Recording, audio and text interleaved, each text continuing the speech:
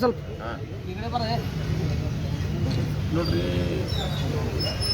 ಇದು ಅತ್ಯಂತ ಹೇಯ ಕೃತ್ಯ, ಶ್ರಮಿಸಲಾರದಿರುವಂಥ ಕೃತ್ಯ. ಎಷ್ಟು ಉದ್ದಡತನ ಇರ್ಬೋದು. ಇದು ಎತ್ತರ ಸ್ಥಳದಲ್ಲಿದೆ, ರಸ್ತೆಗಿಂತ ಎತ್ತರ ಸ್ಥಳದಲ್ಲಿ. ಎತ್ತರ ಸ್ಥಳದಲ್ಲಿ ಗೇಟ್ ಇದೆ. ಆ ಎತ್ತರ ಸ್ಥಳದಲ್ಲಿ ಗೇಟ್ ತೆಗೆದು ಒಳಗಡೆ ಬಂದು ಅದು ಸ್ಥಾಪಿತವಾಗಿರುವಂಥ ಹನುಮಂತ ದೇವರ ಎದುರುಗಡೆ ಬಂದು ಮೂತ್ರ ವಿಸರ್ಜನೆ ಮಾಡ್ತಾರೆ. ಅದು ಯಾರೋ ಕೂಗಿದ್ರು ಅಂಥೇಳಿ ಹೊರಗಡೆ ಮೂತ್ರ ವಿಸರ್ಜನೆ ಅಲ್ಲಿಂದ ನಿಂತ್ಕೊಂಡು ಮೂತ್ರ ವಿಸರ್ಜನೆ ಮಾಡ್ತಾರೆ. ಇಲ್ಲಿದ್ದರೆ ದೇವರ ಮೇಲಿನ ಮೂತ್ರ ವಿಸರ್ಜನೆ ಮಾಡ್ತಿದ್ದ. ಮತ್ತು ಇದು ಕೂಡಿದ ಮತ್ತಿನಲ್ಲಿದ್ದಾರೆ ಅಂತ ನನಗೆ ಅನಿಸ್ತಾ ಇಲ್ಲ. ಅವನು ಪ್ರಜ್ಞಾಪೂರ್ವಕವಾಗಿ ಇದನ್ನು ಮಾಡಿದ್ದಾನೆ. ಇಲ್ಲಿದ್ದರೆ ಯಾರು ಕುಡಿದವ್ರು ಇಷ್ಟು ತ್ರಾಸು ತೊಗೊಂಡು ಮೇಲೆ ಹತ್ತಿ ಮೂತ್ರ ವಿಸರ್ಜನೆ ಮಾಡಲ್ಲ. ಅವ್ರು ನಿಂತಲ್ಲೇ ಕುಂತಲ್ಲೇ ಮಾಡ್ತಾರೆ. ಇದು ಸಾಮಾನ್ಯ ಜ್ಞಾನ. ಆದ್ದರಿಂದ ಪೊಲೀಸರು ಇದನ್ನು ಭಾಳ ಪ್ರಕರಣವನ್ನು ಅತ್ಯಂತ ಸಾಫ್ಟ್ ಮಾಡೋ ಪ್ರಯತ್ನ ಮಾಡ್ತಾರೆ. ಆದ್ದರಿಂದ ಸತ್ಯ ಹೊರಬರಬೇಕಾದ್ರೆ ದೊಡ್ಡ ಪ್ರಮಾಣದ ತನಿಖೆ ಆಗುತ್ತೆ. ಯಾಕೆ ಹೇಳ್ತೀನಿ ಅಂದರೆ, ಇದು ಒಂದೇ ಪ್ರಕರಣವನ್ನು ಪ್ರತ್ಯೇಕವಾಗಿ ನಮ್ಗೆ ನೋಡೋಕ್ಕಾಗಲ್ಲ. ಇವತ್ತು ಶಿಗ್ಗಾಂವ್ ತಾಲೂಕಿನಲ್ಲಿ ಇಂಥ ಹಲವಾರು ಪ್ರಕರಣಗಳಾಗ್ತವೆ. ಇಲ್ಲೇ ಒಂದು 100 ಮೀಟರ್ ಅಡಿಯಲ್ಲಿ ಆಡೆ ಹಗಲು ಮರ್ಡರ್ ಆಯಿತು. ಡ್ರಗ್ಸ್ ತೊಗೊಂಡು ಹುಡುಗರು ಮರ್ಡರ್ ಆಯಿತು. ಅವ್ರು ಇವತ್ತು ಎಲ್ಲರೂ ಕೂಡ ಅದನ್ನು ಒತ್ತಡ ಮಾಡಿ ರಾಜಿ ಮಾಡ್ತಾರೆ. ಮರ್ಡರ್ ಮಾಡಿಸ್ಕೊಂಡಂಥ ಕುಟುಂಬಗಳ ಮೇಲೆ ದೊಡ್ಡ ಒತ್ತಡ ಇದು ಇರುವಂಥ ವಾತಾವರಣ ಇದೆ. ಅಲ್ಲಿ ಸವಣೂರಿನಲ್ಲಿ ಒಬ್ಬ ಶಿಕ್ಷಕನನ್ನು ಬಟ್ಟೆ ತೆಗೆದು ಮೆರವಣಿಗೆ ಮಾಡಿ ಒಂದು ಹೊಡೆದು ಪೊಲೀಸ್ ಸ್ಟೇಷನ್ಗೆ ಕೊಡೋ ಕೆಲಸ ಮಾಡ್ತಾರೆ. ಯಾರಿಗೂ ಕಾನೂನು ಭಯನೇ ಇಲ್ಲ. ಎಲ್ಲರೂ ಕಾನೂನು ಕೈ ತೆಗೆದುಕೊಂಡು ಅವ್ರಿಗೂ ಏನು ಶಿಕ್ಷೆ ಆಗಿಲ್ಲ, ಇವ್ರಿಗೂ ಏನು ಶಿಕ್ಷೆ ಆಗಿಲ್ಲ. ಇಂಥ ಹಲವಾರು ಪ್ರಕರಣಗಳಾಗಿದ್ದಾವೆ. ಕೆಲವು ಬೆಳಕಿಗೆ ಬಂದವು, ಕೆಲವು ಬೆಳಕಿಗೆ ಬಂದಿಲ್ಲ. ಇದು ಒಟ್ಟಾರೆ ಇಡೀ ಜಿಲ್ಲೆಯಲ್ಲೇ ನಡೆದಿದೆ.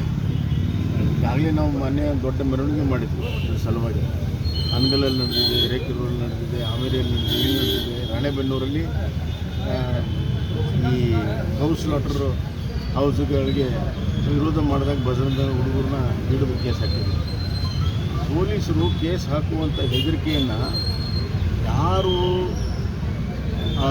ಇವರು ಮಾಡಿರುವ ಕೃತ್ಯಕ್ಕೆ ಒಳಗಾಗಿದ್ದಾರೆ ವಿಕ್ಟಿಮ್ಸು, ಅವ್ರ ಮೇಲೇ ಕೇಸ್ ಹಾಕುವಂಥ ಪ್ರಯತ್ನಗಳು ಮಾಡ್ತಾರೆ.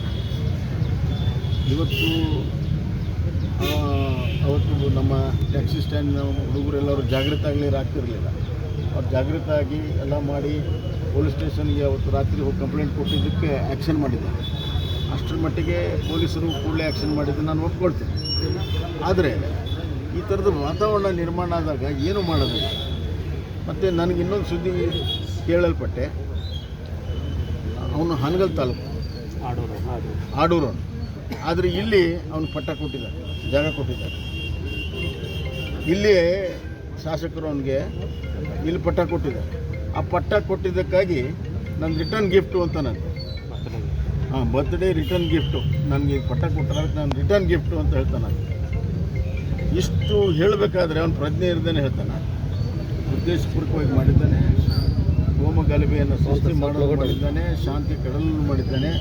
ಶಿಗ್ಗಾಂವ್ ಸವಣೂರು ಕಳೆದ 20 ವರ್ಷದಿಂದ ಯಾವುದೇ ಕೋಮು ಗಲಭೆ ಇಲ್ಲ. ಶಾಂತಿ ಸುವ್ಯವಸ್ಥೆಯಿಂದ ನಾವೆಲ್ಲ ಬಗೆಹರಿಸಿದ್ದೇವೆ. ಎಂದೂ ಕೂಡ ಅವಕಾಶವನ್ನು ಮಾಡಿಕೊಟ್ಟಿಲ್ಲ. ಆದರೆ ಇತ್ತೀಚಿನ ದಿನಗಳಲ್ಲಿ ಇಂಥ ಶಕ್ತಿಗಳಿಗೆ ಕುಮ್ಮಕ್ಕ ಕೊಟ್ಟು ಅವ್ರು ಏನು ಬೇಕಾದ್ದು ಮಾಡಿದ್ರು ನಡೀತೈತೆ ಅನ್ನುವಂಥ ಮಾತಾಡ್ತಾರೆ. ಅವನು ಹೇಳಿದಂತೆ ಯಾರೇನು ಮಾಡ್ತಾರೆ ನಾನು ನೋಡ್ಕೊಡ್ತೀನಿ, ಕಾಫಿರ್ ಲೋನ್ ಕ್ಯಾ ಕರ್ತಿದ್ದೆ ನಾವು.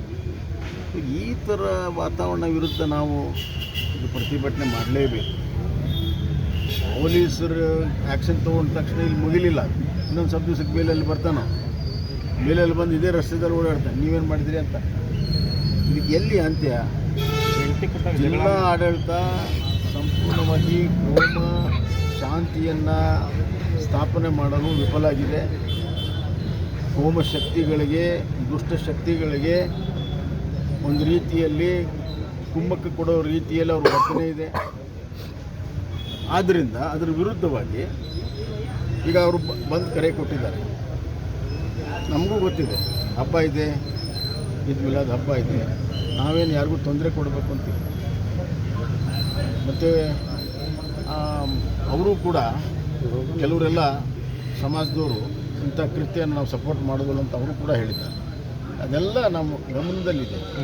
ನಾವೇನು ಯಾವುದೇ ಯಾರ್ದು ವಿರುದ್ಧ ಅಲ್ಲ, ನಾವು ಜಿಲ್ಲಾ ಆಡಳಿತದ ವಿರುದ್ಧ, ಈ ಸರ್ಕಾರದ ವಿರುದ್ಧ ನಮ್ಮ ಬಂದಿರೋ ಯಾವುದೇ ಇನ್ನೊಂದು ಕೋಮಿನ ವಿರುದ್ಧ ಬಂದ ಅಲ್ಲ. ಭಾಳ ಸ್ಪಷ್ಟವಾಗಿ ಹೇಳ್ತೀವಿ, ಬೇರೆ ಕೋಮಿನ ವಿರುದ್ಧ ಬಂದಲ್ಲ ಅಥವಾ ಅವ್ರ ಹಬ್ಬದ ವಿರುದ್ಧ ಬಂದಲ್ಲ. ಅವಕ್ಕೆಲ್ಲದಕ್ಕೂ ನಮ್ಮದು ಸಹಕಾರ ಇದೆ. ಆದರೆ ಈಗ ಆದ ಘಟನೆ ಮತ್ತು ಈಗಾಗಲೇ ಬಂದಂತ ಡಿಕ್ಲೇರ್ ಮಾಡಿದ್ದಾರೆ. ಟ್ಯಾಕ್ಸಿ ಸ್ಟ್ಯಾಂಡ್ನವರು ಮತ್ತು ಪ್ರಮೋದ್ ಮುತಾಲಿಕ್ ಬಂದು ಡಿಕ್ಲೇರ್ ಮಾಡಿದ್ದಾರೆ. ಅದಕ್ಕಾಗಿ ನಾವು ತೀರ್ಮಾನವನ್ನು ಮಾಡಿದ್ದೇವೆ. ಏನು ತೀರ್ಮಾನ? ನಾವು ಬಂದ್ಗೆ ಸಪೋರ್ಟನ್ನು ಕೊಡ್ತೀವಿ. ಬಂದ್ಗೆ ನಾವು ಸಂಪೂರ್ಣವಾದ ಬೆಂಬಲವನ್ನು ಕೊಡ್ತೀವಿ. ಆದರೆ ಅದು ಶಾಂತಿಯುತ ಆಗಬೇಕು ಅನ್ನುವಂಥ ಕಾರಣದಿಂದ ನಾವು ಎಲ್ಲ ವ್ಯಾಪಾರಸ್ಥರಿಗೆ ಸ್ವಯಂ ಪ್ರೇರಿತವಾಗಿ ಬಂದನ್ನು ಮಾಡಿರಿ ಅನ್ನುವಂಥ ಕರೆಯನ್ನು ಕೊಡ್ತೀವಿ. ಸ್ವಯಂ ಪ್ರೇರಿತವಾಗಿ ಬಂದನ್ನು ಮಾಡಿರಿ ಅಂತ ಕರೆ ಕೊಡ್ತೀವಿ. ಯಾರಿಗೂ ಕೂಡ ತೊಂದರೆ ಆಗದಂತೆ ಈ ಬಂದ್ ಆಗಬೇಕು.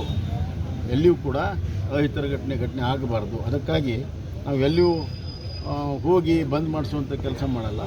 ಸ್ವಯಂ ಪ್ರೇರಣೆಯಿಂದ ನೀವು ಬೆಳಗ್ಗಿನಿಂದ ಮಧ್ಯಾಹ್ನ ಅಥವಾ ಸಾಯಂಕಾಲವರೆಗೂ ನೀವು ಬಂದನ್ನು ಮಾಡಿರಿ. ಯಾಕೆ ಬಂದನ್ನು ಮಾಡಿರಿ ಅಂದರೆ, ಈ ಒಂದು ವ್ಯವಸ್ಥೆ ಹಿಂಸಾಚಾರ ಕೋಮುಗಲಭೆ ಆಗಬಾರ್ದು ಅಂತಂದರೆ ಎಲ್ಲ ಕೋಮ್ನವರು ಇದಕ್ಕೆ ಸಪೋರ್ಟ್ ಮಾಡಬೇಕು. ಬಂದಿಗೆ ಒಂದೇ ಕೋಮ್ನವರಲ್ಲ, ಎಲ್ಲ ಕೋಮ್ನವರು ಕೂಡ ಇದಕ್ಕೆ ಸಪೋರ್ಟ್ ಮಾಡಬೇಕನ್ನೋಂಥ ಕರೆ ಕೊಡ್ತೀನಿ ನಾನು.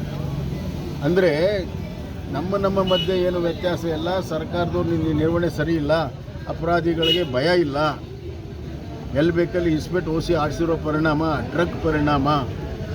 ಹಳ್ಳಿಯಲ್ಲಿ ಇಸ್ಪೇಟ್ ಓಸಿ ಆಡಿಸ್ತಾ ಇದ್ದಾರೆ, ಕಮಿಷನ್ ಹೊಡಿತಾ ಇದ್ದಾರೆ ಮತ್ತು ಡ್ರಗ್ ಎಲ್ಲ ಕಡೆ ಇದೆ. ಅದರ ಪರಿಣಾಮವಾಗಿ ಇದೆಲ್ಲವೂ ಕೂಡ ನಡೀತಾ ಇದೆ.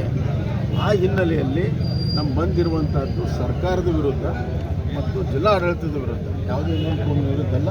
ಎಲ್ಲ ಕೋಮಿನವರು ಇದಕ್ಕೆ ಸಹಕಾರವನ್ನು ಕೊಡಬೇಕು ಮತ್ತು ಎಲ್ಲರೂ ಕೂಡ ಸ್ವಯಂ ಪ್ರೇರಿತ ಬಂದನ್ನು ಆಚರಣೆ ಮಾಡಬೇಕನ್ನೋಂಥ ಕರೆ ನಾನು ಹಬ್ಬದ ದಿನ ಬಂದ್ಗೆ ಅವಕಾಶ